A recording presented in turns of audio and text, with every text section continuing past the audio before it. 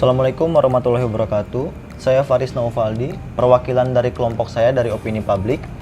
Nah, sekarang saya sedang bersama Bapak Harli ya. Harli, Guru di mana, Pak? di SMPN 1 Pamijahan. Oh, guru SMP ya.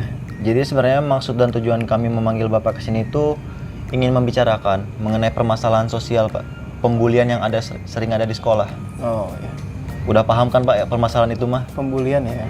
Sebenarnya menurut saya juga itu permasalahan yang tidak terlalu besar, tapi sangat susah dihilangkan nggak sih, Pak? Iya, pembulian emang dampaknya malah justru lebih besar. Dampaknya, Pak? Iya, dampak dari hasil bully itu. Oke, sebelum masuk ke dampak kita pemanasan dulu, Pak, pertanyaannya. Oke, Ya. Nggak usah terlalu ini, relax aja, Pak ya. Oke. Menurut Bapak sendiri, bullying itu apa sih? Bullying ya. Bullying menurut saya ya, Iya. menurut pendapat saya segala bentuk perundungan ya, baik itu berupa penyerangan mental, fisik atau ejekan gitu, yang merugikan satu pihak oleh beberapa orang atau seorang, itu disebut bully gitu. Bisa merugikan. Di sini dilakukannya dalam bentuk sadar ya, dalam keadaan sadar, Sadar, Pak, ya. seorang tersebut melakukan. Ini menarik ya, Pak. Iya.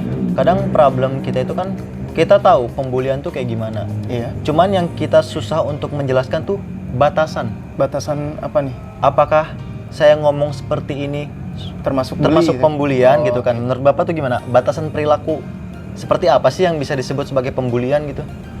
Ya mungkin lebih ke ejekan ya, yang bikin kena sakit hati mungkin orang tersebut. Sampai orang tersebut sakit hati Iya. gitu ya. Biasanya nggak hanya bentuk apa ya, yang nggak nyata gitu ya. Maksudnya dalam bentuk ucapan aja, tapi biasanya dalam bentuk fisik pun ada.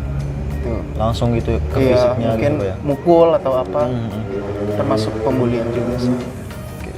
Menurut Bapak sendiri wajar nggak sih, Pak yang kayak begitu di Oh, sekolahan? enggak.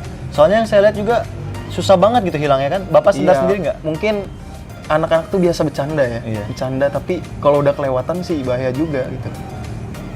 Terus menurut Bapak tuh apa yang membedakan bullying dan harassment? Apakah harassment Oke. termasuk dengan bullying? Oke, harassment itu kan dari maknanya sendiri itu artinya gangguan ya. Nah, gangguan ini berarti termasuk dalam bully. Bully itu terjadi karena adanya gangguan tersebut loh. Baik itu ya balik lagi kayak tadi ya, berupa mental, serangan mental atau mungkin fisik kayak gitu, ejekan dan lain sebagainya. Apakah latar belakang keluarga juga dapat mempengaruhi pemikiran korban tentang bullying?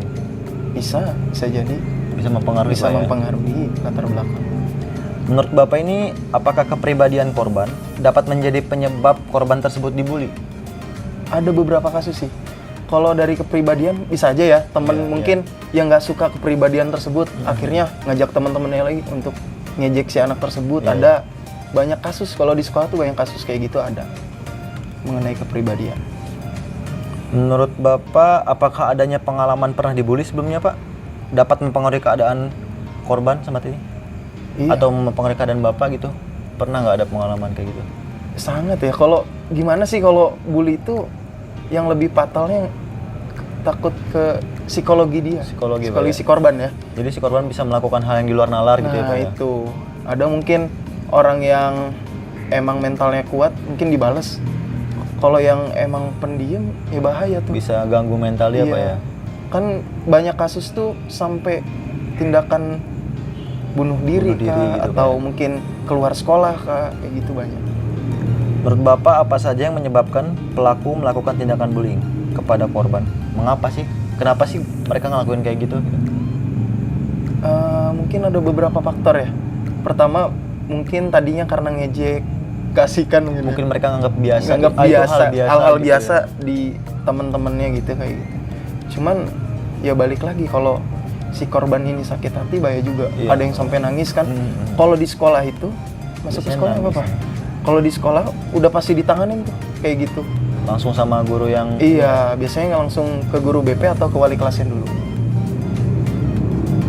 Menurut Bapak tuh apa aja sih dampak yang dirasakan oleh korban setelah mengalami tindak bullying? Dampak yang paling ini ya, yang paling besar mungkin psikologinya. Psikologis, Nah, Pak. itu bahaya. Mungkin jadi Ke si dia, orang jadi- itu kayak yang sepertinya biasanya hari-harinya ceria gitu, Pak, Jadi ya? menyendiri. Kadang dia juga nggak percaya diri loh, Nggak nggak pede, pede bisa gitu. nggak pede gitu. Karena nggak ada dukungan dari teman-temannya Ah, kan. benar-benar. Nah itu baik. ada nih kasus di sekolah sampai dia tuh minta pindah kelas. Oh, karena pembulian itu? Iya, karena hal itu. Kayak misalkan pembagian kelompok nih di kelas. Dia tuh kayak nggak ada Kayak yang nggak mau ada yang ngambil lagi berarti Iya, itu? kayak gitu. Akhirnya dia ceritakan ke wali kelasnya, Bu, saya kayak gini. Dia pengen pindah kelas tuh. Itu termasuk dampak juga kan dari bully. Iya, benar-benar. Nah, Bagaimana cara mengatasi dampak yang dialami oleh korban? Bisa dari korban sendiri ataupun pihak sekolah? biasanya kalau dari pihak sekolah itu ngerangkul si korban tersebut. Mau itu bulinya berat atau ringan ya. Jadi ya kan ada BP tuh, ada di situ. Biasanya BP itu tempat curhat gitu nggak sih, Pak? Iya benar, tempat curhat. Pokoknya nanganin kasus-kasus anak tuh Iya, ke BP benar. juga. Makanya biasanya kalau udah ada pembulian dipanggil nih antara si korban sama pelaku. Nah diomongin baik-baik, dinasehatin kayak gini nggak boleh, kayak gini nggak boleh. Kalau misalkan emang nggak jerak, ya ada peringatan lain. Pembulian ini kan sebenarnya kasus yang menarik, Pak ya. Iya, Mau ditanya kayak apa juga kita pasti udah sadar gitu akan adanya pembulian. Cuman benar-benar susah banget nggak sih, Pak? Ngehilanginnya gitu. Ngehilanginnya, Nah, iya. terus menurut Bapak, saran Bapak sendiri tuh untuk seenggaknya menghilangkan kan ibaratnya dari dulu lah kita susah gitu. Iya. Seenggaknya mencegah gitu, Pak. Mencegah, Apa ada ya. Bapak saran gitu? Mungkin- Terutama khususnya untuk sekolah kan, Bapak guru di sekolah ya kan. Mungkin lebih apa ya? Nggak Edukasi gitu, Pak. memandang apa sih namanya? Entah itu memandang apa ya namanya? Rendah orang lain gitu. Memandang rendah orang lain. Lebih ke respect atau menghargai Ya, satu sama lebih lain, Pak. menghargai orang tersebut gitu. Terus ya mungkin harus apa ya? Saling menjaga lah. Saling menjaga. Saling Pak. menjaga, ya. Terus sama dari si gurunya juga kayaknya harusnya edukasi Iya, gitu, kalau Pak, itu ya. udah pasti. Kalau dalam kelas itu ya, kan ada walinya, wali kelas. Nah, wali kelas ini pasti ngerangkul si anak-anak tentang permasalahan ini, pasti dia curhatnya ke wali kelas dulu. Gitu loh. Kalau untuk pembulian di dalam sekolah ini, kan kita tahu kalau pada umumnya pembulian kita harus melapor ke pihak yang berwenang, polisi ini. Khususnya kalau untuk di sekolah, Ya kita itu gimana, Pak? diselesaikan dulu di sekolah kalau misalkan emang bisa gitu. Selesai ya udah, nggak perlu sampai Nggak ke perlu polisi sampai, gitu iya. ya. Mungkin kayaknya cukup segitu aja gitu ya Oh, pertanyaan dari kita, oke. Pak. Terima kasih banyak ini mau untuk telah meluangkan waktunya Iya, gitu dipanggil ke sini. sama-sama. Dari jauh ya, Bapak ya.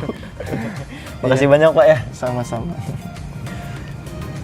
Berikut sekian wawancara kelompok kami dengan Bapak Harli, guru sekolah SMP. Mohon maaf apabila ada salah kata. Wassalamualaikum warahmatullahi wabarakatuh.